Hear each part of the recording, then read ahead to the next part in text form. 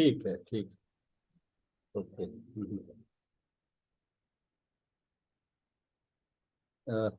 Book है कि तोरल जी आपके पास? हाँ जी, हाँ हाँ, जी आप है। पढ़ेंगे? I try. नहीं नहीं, आप पढ़ते रहेंगे ना, अपने आप कुछ दिन हाँ, में प्रोनाउंसिएशन बढ़िया हो जाएगा। आप तो अच्छा make it A point okay. कि आप पढ़ो जरूर। हाँ, ट्राई करती हूँ। तो कौन से गाथा से शुरू करूँ? 21? Page number 205। 205, ओके। हाँ, मणि प्रदीप का। हाँ, बिगिनिंग से ही रीड करना है? हाँ हाँ। क्योंकि इसमें तो देर आर ओनली सम गाथास, नो? सम सारा नहीं है। बट पूरा समझ में नहीं आएगा, मैडम ने भी पूरा करवाया था, तो हम हाँ इसको एक हाँ, बार पढ़ ओके। लेते हैं पूरा। हाँ हाँ, हाँ हाँ, ठीक, यस मुझे तो यस। बहुत अच्छा लगेगा। हाँ हाँ, यस। हाँ हाँ, ओके। थोड़ा पढ़ती हूँ, फिर आप ले लेना, कर हाँ हाँ, लेना। आप जहाँ रुकेंगे आगे पढ़ हाँ। लेंगे। सात तत्वार्थों में जीव और अजीव तत्वार्थ द्रव्य रूप है, और आश्रव, वन, संवर, निर्जरा और मोक्ष तत्वार्थ पर्याय रूप बढ़िया है है। आपका तो पढ़ाई। नहीं नहीं नहीं। बढ़िया है। दूसरे, तीसरे और चौथे अध्याय में जीव तत्वार्थ की चर्चा पर्याप्त विस्तार के साथ संपन्न हुई। अब अजीव तत्वार्थ की चर्चा इस पांचवें अध्याय में चलेगी। इस प्रकार 5 अध्यायों में द्रव्य तत्वार्थों की चर्चा संपन्न होगी। इसके बाद छठवें अध्याय से पर्याय तत्वार्थों की चर्चा आरंभ होगी, जो 10वें अध्याय से होने वाली मोक्ष तत्वार्थ की चर्चा के बाद समाप्त होगी। आपको जहां लगे मुझे बोलना। I stop so you can ठीक, एक्सप्लेन। ठीक है। हाँ जी। यह तो पहले ही स्पष्ट किया जा चुका है कि छठवें अध्याय में सामान्य आश्रव के साथ अशुभ आश्रव की एवं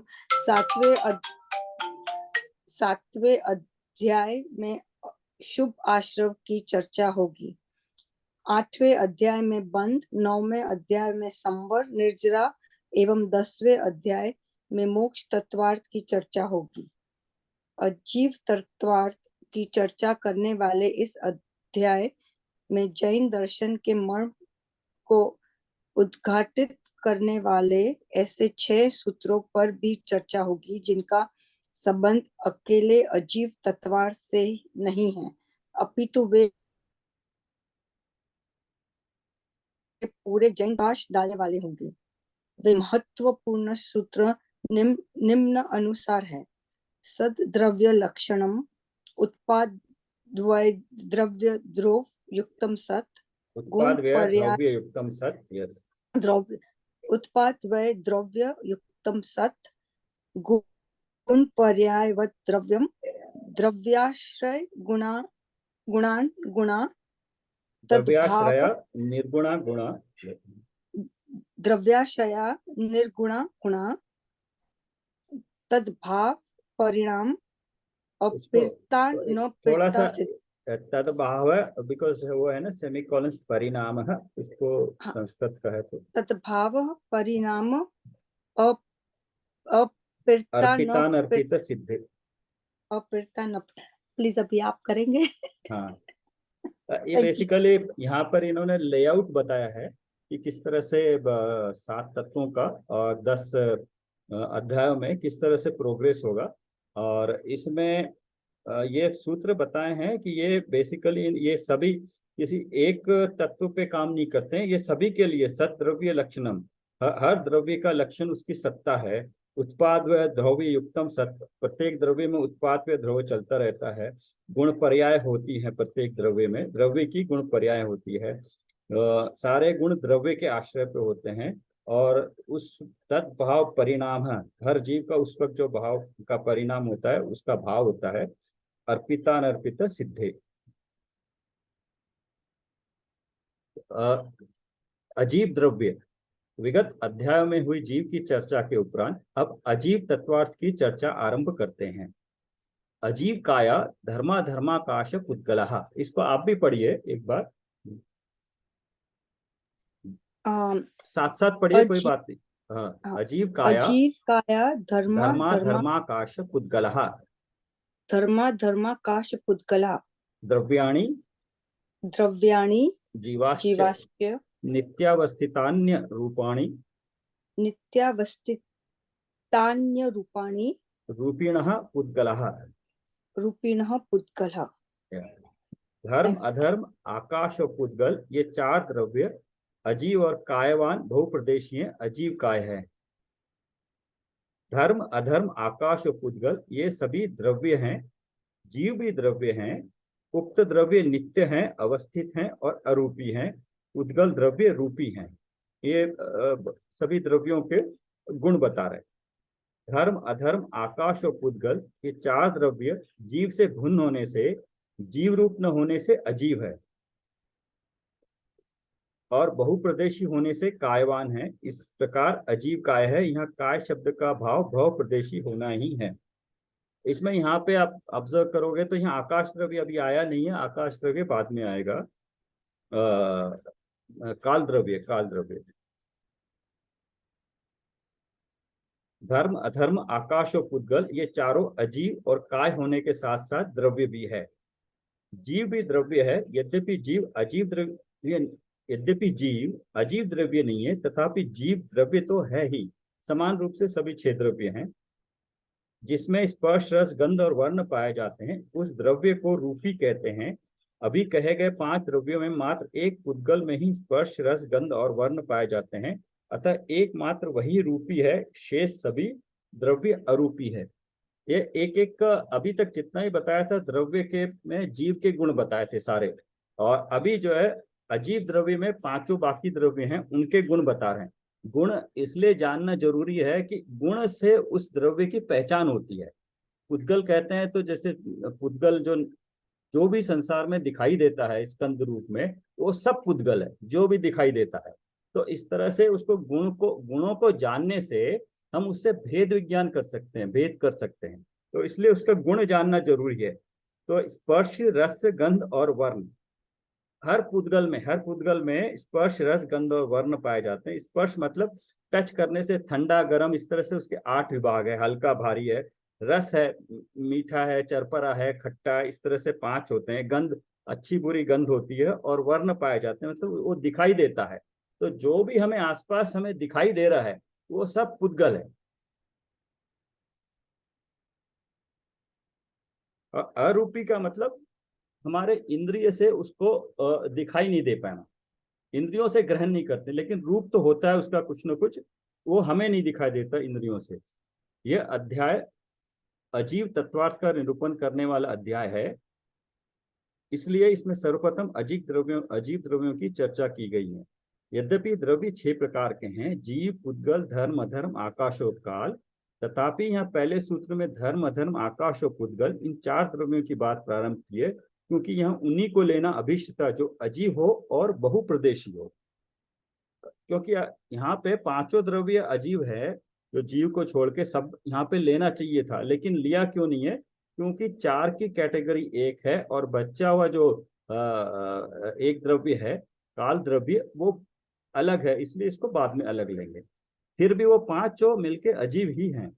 अजीव न होने से जीव की और बहुप्रदेशी न होने से काल द्रव्य की चर्चा यहाँ नहीं की। अजीव न होने से जीव की और बहुप्रदेशी न होने से काल द्रव्य की चर्चा यहाँ नहीं की। 4 द्रव्य क्यों लिए? क्योंकि यहाँ पे अजीव द्रव्य ले रहे हैं, अजीव में जीव नहीं आएगा, और बहुप्रदेशी न होने से काल द्रव्य की चर्चा नहीं की। काल द्रव्य एक एक प्रदेश पे एक एक होता है, तो इसलिए वो एक प्रदेशी है, बाकी चारों बहुप्रदेशी है। यद्यपि काल भी द्रव्य है, अजीव है, अजीव द्रव्य है, तथापि उसके बहुप्रदेशी न होने से यहाँ उसकी बात नहीं की। आगे यथा समय 29वें सूत्र में उसकी 39वें सूत्र में भी उसकी भी चर्चा करेंगे। जब उक्त द्रव्यों को नित्य अवस्थित और अरूपी कहा गया तो साथ में यह स्पष्ट करना भी आवश्यक हो गया कि पुद्गल द्रव्य रूपी है। रूपी है मतलब हम इंद्रियों से वो दिखाई देता है। द्रव्यों की हम उनके प्रदेशों की संख्या। अब तक 5 द्रव्यों की चर्चा हुई, अब ये बताते हैं कि ये द्रव्य कितने कितने हैं और उनके प्रदेश कितने कितने हैं। पढ़े? आकाशादेक आशादेक द्रव्याणि आकाशादेक द्रव्याणि निष्क्रियाणि च असंख्येया प्रदेशा धर्माधर्माइक जीवानाम् आकाशस्यानन्तः संख्येया संख्येयाश्च पुद्गलानां नाणो। धर्म द्रव्य, अधर्म द्रव्य और आकाश द्रव्य एक एक हैं। उक्त तीनों द्रव्य निष्क्रिय भी हैं। धर्म द्रव्य, अधर्म द्रव्य और एक जीव द्रव्य के असंख्यात प्रदेश हैं। आकाश द्रव्य के अनंत प्रदेश हैं। उद्गल द्रव्यों के संख्यात, असंख्यात और अनंत प्रदेश हैं। अनुरूप उद्गल द्रव्य के प्रदेश नहीं हैं।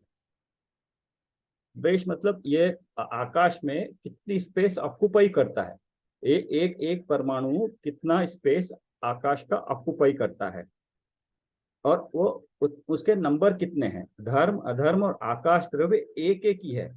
धर्म द्रव्य पूरा जो है सो जहां पर लोकाकाश है वहां पे है। अधर्म द्रव्य भी है। आकाश द्रव्य तो लोकाकाश और मिला के अलोकाकाश मिला के पूरा एक है।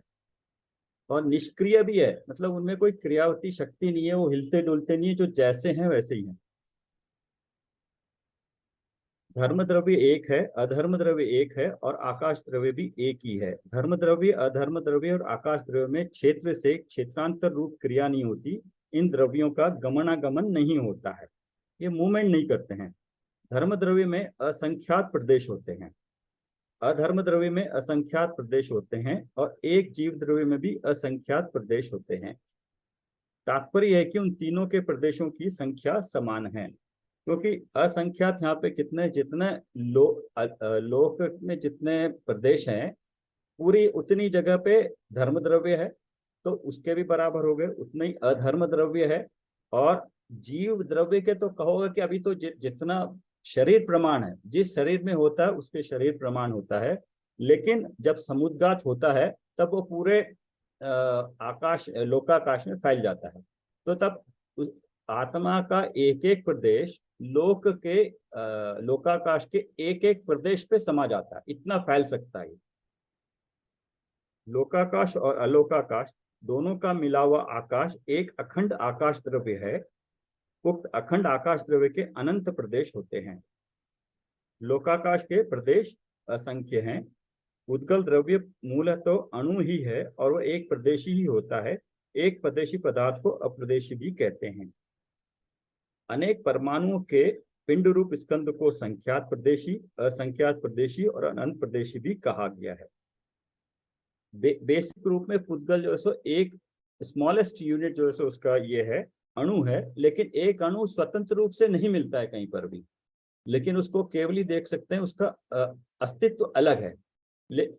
वास्तव में हमारे प्रैक्टिकली वो जो है सो जुड़े हुए होते हैं आपस में। किस तरह से कितने जुड़ सकते हैं, संख्यात हो सकते हैं, असंख्यात हो सकते हैं, अनंत प्रदेश अनंत भी हो सकते हैं।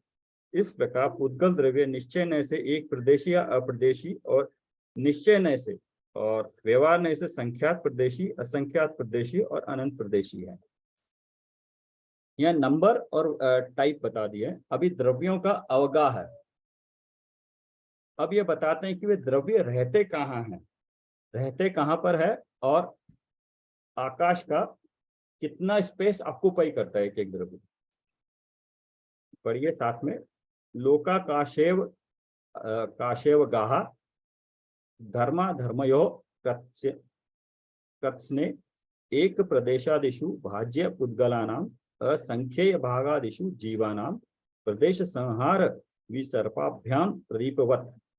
उक्त धर्मादिक द्रव्यों का अवगाह रहना लोकाकाश में होता है।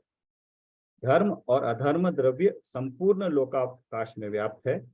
उद्गलों का अवगाह एक प्रदेश से लेकर असंख्यात प्रदेशों तक हो सकता है।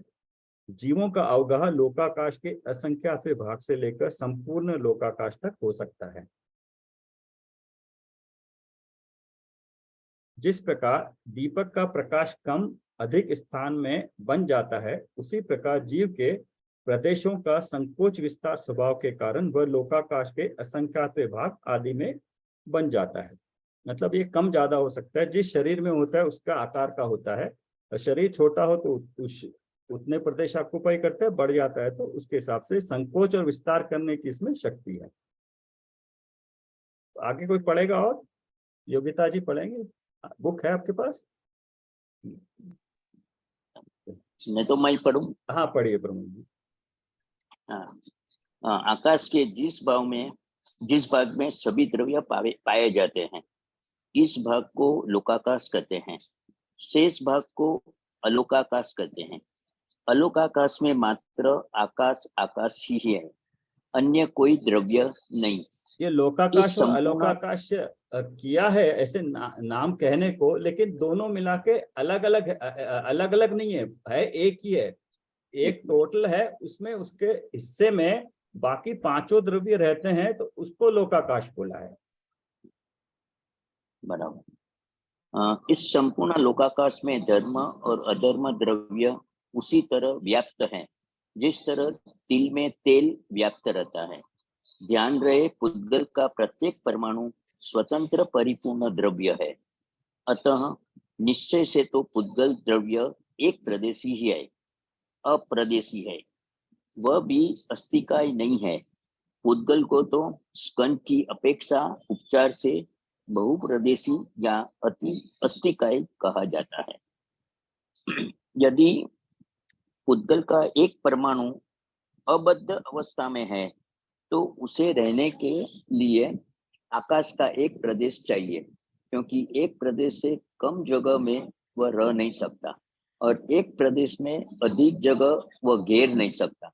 किंतु बद्ध या अबद्ध तो दो परमाणु आकाश में एक प्रदेश में भी रह सकते हैं और दो प्रदेश में भी घेर सकते हैं। इसी प्रकार बद्ध या अबद्ध तीन परमाणु आकाश के एक प्रदेश में भी रह सकते हैं और दो या तीन प्रदेशों में भी रह सकते हैं। हाँ, इसका यहाँ इसी प्रकार एक मिनट यहाँ पे, बद्ध अवस्था मतलब जुड़े हुए नहीं है पुद्गल के परमाणु। तो एक स्वतंत्र मिनिमम जो है सो एक प्रदेश, एक स्पेस जो है आकाश का मिनिमम स्पेस ऑक्यूपाई जिसको कहते हैं, वो एक प्रदेश है। एक प्रदेश में एक पुद्गल का परमाणु रह सकता है, उससे कम ज्यादा नहीं घेरेगा। लेकिन एक परमाणु जब और कई सारे परमाणु से जुड़ के स्कंद बन जाएगा, तो वो कई सारे परमाणु एक प्रदेश भी ग्रहण कर सकते हैं, एक ही जगह रह सकते हैं कई सारे। तो ये आकाश के गुण की ये इम्पोर्टेंस है, उसकी महत्ता है कि एक प्रदेश पे कई सारे द्रव्य भी, कई सारे प्रदेश वाले भी रह सकते हैं। पटनी जी, हाँ। इसमें हम ये कह सकते हैं कि जो परमाणु है वो एक सबसे छोटा भाग है। अगर दो छोटा भाग होके समझो वो परमाणु से अणु हो गया, तो क्या है कि वो एक प्रदेश में भी जा सकते हैं, अगर अलग अलग हुआ तो दो प्रदेश में जा सकते हैं। ऐसे तीन परमाणु का होता है, ऐसा मेरे को लगता है। इसके वैसे सबसे छोटा को अणु बनाया है। अणु एक्चुअली प्रैक्टिकली मिलता नहीं है, एग्जिस्ट नहीं करता है, लेकिन वो जानते हैं केवली कि एक अगर है उसको बोलते हैं पर अणु सबसे छोटा, जो एक अलग इंडिपेंडेंट होगा और वो एक प्रदेश ऑक्यूपाई करेगा। लेकिन जैसे ही उसमें जुड़ेंगे वैसे ही परमाणु, क्योंकि सारे हमको जितना दिखते हैं संसार में सारे जुड़े हुए हैं, स्कंद बोलते हैं उसको, तो आपस में कई सारे अणु मिलकर जुड़ जाते हैं, 2 4 6। तो उसका एक तो नियम है कितने और किस तरह के परमाणु आपस में जुड़ेंगे, एक कैसा परमाणु होगा तो दूसरा कैसा परमाणु जुड़ेगा, उसका एक नियम है। बट जुड़ते हैं, जुड़ने के बाद जितने परमाणु का स्कंध है, तो कितने भी परमाणु के स्कंध एक प्रदेश पे भी आ सकते हैं और वो अपने अपने एक फैल के ज्यादा प्रदेश पे भी आ सकते हैं। ओके, ठीक है। जैसे अभी एग्जाम्पल है अभी बताया कि इसमें हमारे असंख्यात प्रदेश है। जब समुद्रगत होता है तो हमारे प्रदेश फैल के आकाश का जो एक एक प्रदेश है, उसके एक एक प्रदेश पे आत्मा के एक एक प्रदेश बैठ जाते हैं। लेकिन अभी क्या हो गया, फिर अभी कंप्रेस हो गए, कंप्रेस होके अभी जितना शरीर प्रमाण है आकाश का उतना ही स्पेस हम ऑक्यूपाई कर रहे हैं। तो मतलब एक एक स्पेस पे आकाश के कई सारे शरीर के पुद्गल परमाणु, आत्मा के भी परमाणु, आत्मा के प्रदेश ऑक्यूपाई कर रहे हैं। इसका एग्जांपल आप समझ सकते हैं। आप जैसे ट्यूबलाइट है, आपने रूम में एक ट्यूबलाइट जलाई, तो जो रूम लाइट हुआ वहीं पे आप दूसरी ट्यूबलाइट जलाइए। तो जो पहले जहां ट्यूबलाइट जो जो को कवर कर रहा था, लाइट जला रहा था, उन सबको वहीं पे दूसरी ट्यूबलाइट के भी सारी लाइट उसमें ऑक्यूपाई हो गई ना। क्या आप उसको डिफरेंशिएट कर सकते हैं? नहीं। तो आकाश में ये उसकी प्रॉपर्टी है, उसका गुण है कि वो कई सारों को एक ही जगह पे स्पेस दे सकता है। इसी कारण से तो हमारा जीव जहां पर है आकाश में, वहीं पे शरीर के परमाणु है लेकिन अलग है, वहीं पे हमारे द्रव्य कर्म के परमाणु है लेकिन अलग है।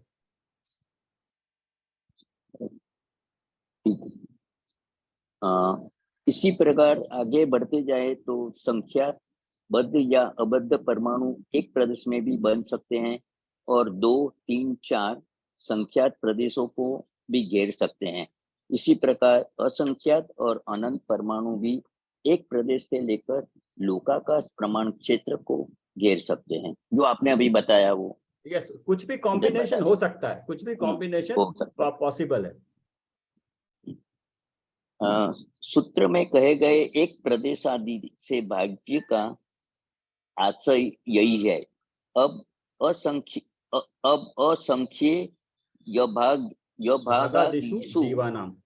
भागादिषु जीवानाम इस पर विचार करते हैं।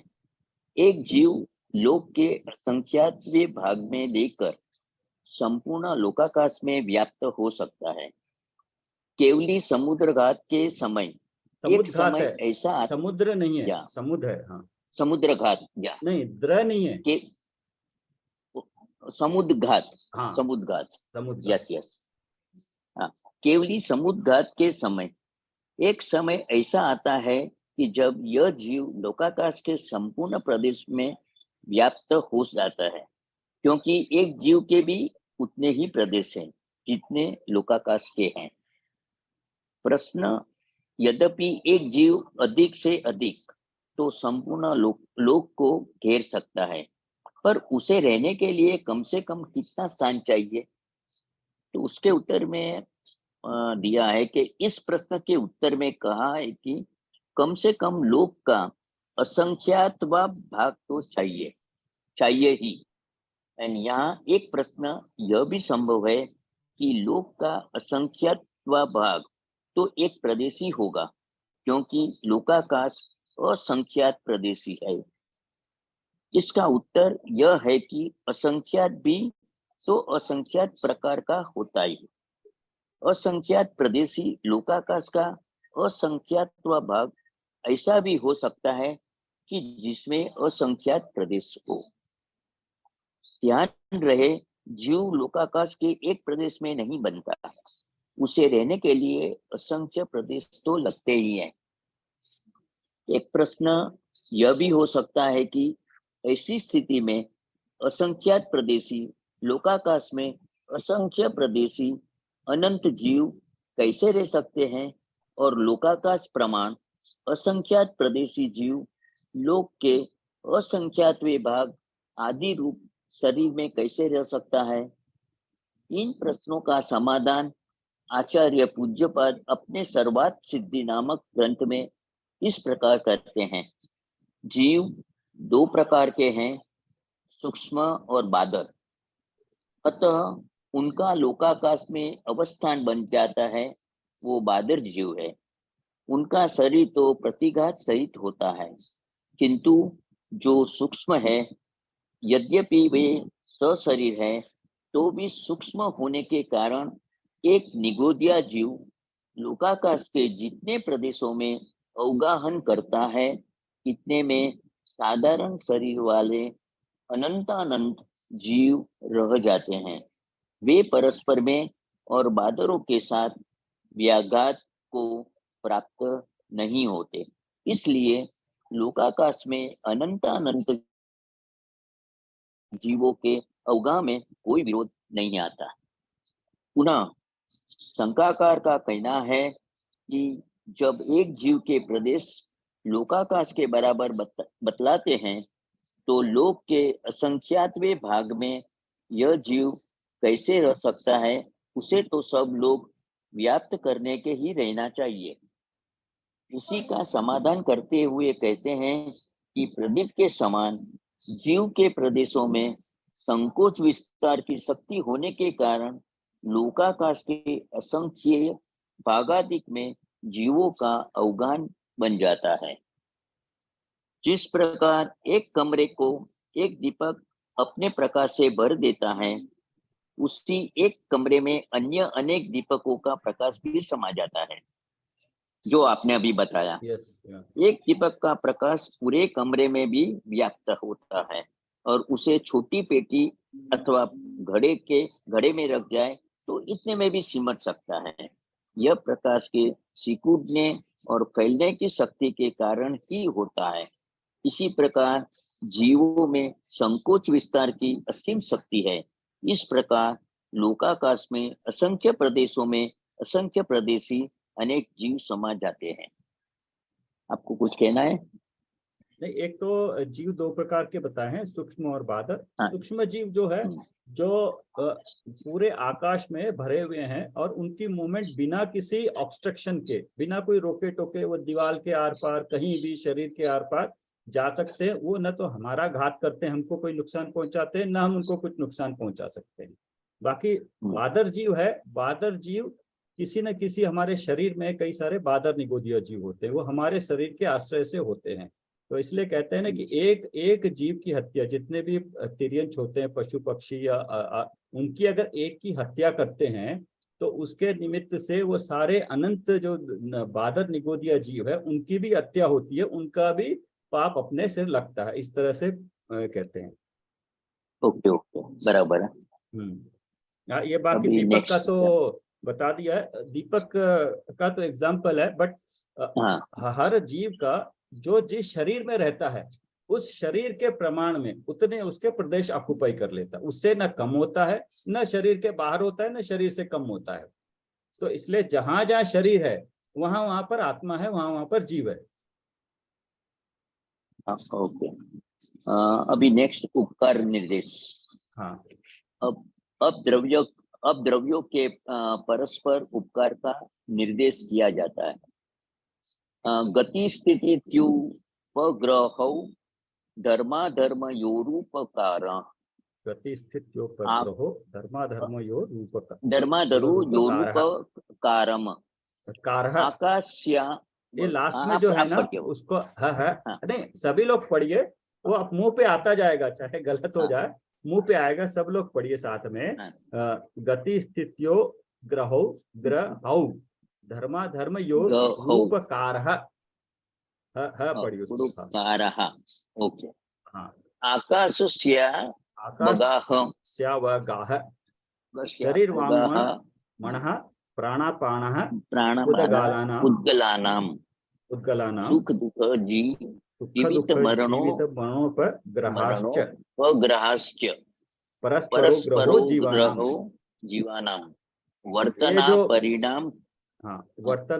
वर्तना परिणाम क्रिया परत्वे च कालस्य। ये यहाँ पे ये 21वां सूत्र परस्परो ग्रीवाजाम, जो हमारा संसार का लोक का जो चित्र है उसके नीचे लिखते हैं, तो यहाँ से लिया गया है। जो लोक का होता है ना रूप, उसके नीचे जो लिखते हैं यहाँ से लिया गया है। स्वयं चलते हुए जीव और पुद्गलों के गमन में निमित्त होना धर्म द्रव्य का उपकार है, तथा गमन पूर्वक स्थिति में ठहरने में निमित्त होना अधर्म द्रव्य का उपकार है। सभी द्रव्यों को अवकाश देना, रहने का स्थान देना, सभी द्रव्यों के अवगाहन में निमित्त होना आकाश का उपकार है। शरीर, वचन, मन और श्वासोश्वास में निमित्त होना जीवों के प्रति पुद्गलों का उपकार है। इसी प्रकार सुख दुख और जीवन मरण में निमित्त होना पुद्गलों का जीवों के प्रति उपकार है। लौकिक अनुकूलता प्रतिकूलता में परस्पर में निमित्त होना यह जीवों का परस्पर उपकार है। वर्तना परिणाम क्रिया परत्व और अपरत्व में निमित्त होना ये काल द्रव्य का सभी द्रव्यों के प्रति उपकार है। सारे द्रव्य एक दूसरे पे किस तरह से निमित्त है, निमित्त सब में वर्ड यूज किया है, लेकिन उपकार है, किस तरह से उपकार है, हर एक का अपना अपना गुण और उसका उपकार का कारण बताया है। हाँ जी। पार्टनर जी, मेरे को एक पूछना है, ये जो उपकार बताया, तो पहले उपकार में कुछ 2 के 3 वर्ड्स है। उपकार मीन्स एक तो निमित्त होता है, हाँ फिर उपकार मीन्स आपको, तो इधर अपने को निमित्त ही लगाना है हाँ, क्या इधर निमित्त दूसरा ही लगाना? लगाना है, निमित्त लगाना है, हाँ, निमित्त ही लगाना है। निमित्त ओके लगाना ओके। है। निमित्त क्योंकि इसलिए है पहले कि कुछ निमित्त इसलिए है कि जीव या पुद्गल दोनों में क्रियावती शक्तियां दो ही चलते हैं एक दूसरे से, एक प्रदेश से दूसरी जगह, बाकी चारों द्रव्य में तो और स्वभाव में रहते हैं। तो चलते तो वो अपनी योग्यता के अनुसार है, लेकिन जब चलते हैं तब इनको निमित्त ठहराते हैं। Okay, thank you. अगर किसको पढ़ना है आगे तो अभी वैसे 6 मिनट रह गए हैं, आप पढ़ लीजिए आज। तो मैं पढ़ूँ? ओके। हाँ सर, मेरे पास आज बुक नहीं है। अच्छा, हाँ कोई मेरे बात मैं नहीं। पास ऐसे है, मैं पढ़ रही हूँ। हाँ, इसलिए सर आप ठीक पढ़िए। मैं ठीक है, पढ़ती मैं हूँ। पढ़ लेता हूँ। हाँ, आप पढ़ो हाँ। पढ़ो पढ़ो पढ़ो। यद्यपि लोक में मुख्य रूप से उपकार शब्द का अर्थ भलाई करना ही माना जाता है, तथापि यहाँ इस प्रकरण में उपकार शब्द का अर्थ भलाई करना नहीं है, क्योंकि यहाँ सुख के साथ दुख देने को और जीवन के साथ मरण को भी उपकारों में गिनाया गया है। जीवों के प्रति पुद्गल के उपकार गिनाते हुए मूल सूत्र में अत्यंत स्पष्ट शब्दों में लिखा गया है कि शरीर, वचन, मन तथा श्वासोच्छ्वास पुद्गल द्रव्य के उपकार है। साथ में सुख दुख और जीवन मरण भी जीवों के प्रति पुद्गल के उपकार है। अब आप ही बताइए कि दुख देने और मृत्यु प्राप्त कराने को भलाई कैसे माना जा सकता है? शरीर पौद्गलिक है। शरीर का संयोग जीव के प्रति पुद्गल का उपकार है। शरीर तो हमारे लिए जेल है, बंधन है। कार्बन शरीर तो बंधन है ही, औदारिक आदि शरीर भी बंधन ही है। कहा भी है, पाप पुण्य मिल दोय पायन बेड़ी डारी, तन कारागृह माही मोही यो दुख भारी। पाप कर्म और पुण्य कर्म, इन दोनों कर्मों ने मेरे पैरों में बेड़ियां डालकर मुझे शरीर रूपी जेल में कैद कर भारी दुख दिए हैं। यहाँ यह कहा गया है कि पाप के उदय से प्राप्त होने वाले प्रतिकूल तन वचन का संयोग और पुण्य के उदय से प्राप्त होने वाले अनुकूल तन वचन का संयोग दोनों बेड़ियां हैं। तन तो कारागृह जेल ही है। ये सभी पुद्गल द्रव्य के जीव के प्रति उपकार है। इनमें अकेली भलाई की बात कहाँ है? यहाँ भलाई बुराई दोनों को ही पुद्गल द्रव्य के उपकार बताया गया है। अरे भाई, गंभीरता से विचार करो कि देह का बंधन उपकार है या अपकार? आप कह सकते हैं कि यह मानव देह तो उपकार ही है, पर भाई, नारकियों और तिर्यंचों का शरीर भी तो शरीर ही है। निगोदिया का शरीर भी तो शरीर ही है। यहाँ तो सभी के शरीरों को पुद्गल द्रव्य का उपकार बताया गया है। अरे भाई, यहाँ कहे गए उपकार शब्द से तो भले बुरे सभी शरीरों को उपकारी बताया जा रहा है। यहाँ उपकारों में उपकार के साथ अपकार भी शामिल है। समय सारादि अनेक ग्रंथों के भाषा टीकाकार पंडित जयचंद छाबड़ा इन्हीं सूत्रों की व्याख्या करते हुए सर्वार्थ सिद्धि वचनिका में उपकार शब्द का अर्थ इस प्रकार करते हैं। उपकार शब्द का अर्थ भला करना नहीं लेना, कछु कार्य को निमित्त होए जिसको उपकारी कहिए है। ये प्रमोद जी, ये यहाँ पे क्लैरिफाई कर रहे हैं, ये हाँ जी, यहाँ पे वो क्लैरिफाई बराबर। कर रहे हैं। पीछे में करेक्ट एक करेक्ट। ये है, पीछे 213 में ऊपर जो दिया है, शरीर वचन मन, मन वचन काय और श्वासो उच्छ्वास पुद्गल द्रव्य के हाँ उपकार है। एक तो उपकार भी है, ये एक्चुअली पुद्गल भी है, ये पर भी है। इस तरह से यहाँ बता रहे हैं कि ये पर है, हमसे अलग है, जीव से अलग है। ये ऐसे जानने से ही पता चलता है। मन वचन और शरीर मतलब काय और श्वासोच्छ्वास ये पुद्गल के हैं, तो हमारे से पर हैं। करेक्ट। ये 19वां सूत्र का ही ट्रांसलेशन है ना। शरीर, शरीर वांग मतलब वचन, मन, प्राणापान, हाँ, श्वासोच्छ्वास, पुद्गलाना, ये यस पुद्गल के यस। ऊपर। हाँ। पढ़ना है कि हो गया है समय? हाँ, अभी कुछ 1-2 लाइन पढ़ लीजिए और 2 मिनट बचा है। 2-3 मिनट बाकी हैं, बस 2 मिनट। हाँ, 1 मिनट है, मैं ठीक। कुछ कहना चाहूंगा लास्ट में। हाँ, बोलिए ना फिर आप ही। हाँ। नहीं, ये यहाँ खत्म कर देते हैं। पंडित कैलाश चंद जी उपकार शब्द का अर्थ क्या ठीक है, कहते हैं? ठीक है। क्या केवल भला ही नहीं लेना पंडित चाहिए, कैलाश बल्कि किसी चंद। भी कार्य में सहायक होना उपकार है। उसको सहायक कर रहे हैं या निमित्त कह रहे हैं, उसको उपकार कह रहे हैं। बट निमित्त को निमित्त रूप ही लेना चाहिए। उसको उपादान और निमित्त का, इसलिए दोनों का अर्थ मालूम होना जरूरी है। उस निमित्त को यहाँ लेना चाहिए। ठीक है। तो यहाँ पे क्लोज आज रुकते हैं। तो इस चैप्टर को हम कल भी करके इसको पूरा कर लेते हैं। बेसिकली इसमें पांचों द्रव्यों के गुणों के बारे में बताया गया है, तो इसको जानना बहुत जरूरी है। तो पढ़ के इसको कल कर सकते हैं। मेरा ये पॉइंट था कि एक मैंने आज वो भेद विज्ञान का भी वीडियो डाला था इससे पहले, उसको आप जरूर देखना। शॉर्ट में है वो, 2-3 मिनट का। तो पॉइंट ये है कि हम पढ़ते तो बहुत हैं, पढ़ते जितना भी पढ़ते हैं सब ठीक है, लेकिन उसका भाव भाषण या उसका अर्थ समझने से उसका फल मिलता है हमें। वरना क्या होता है, सिर्फ स्वाध्याय हो जाता है। चिंतन मनन अलग चीज है।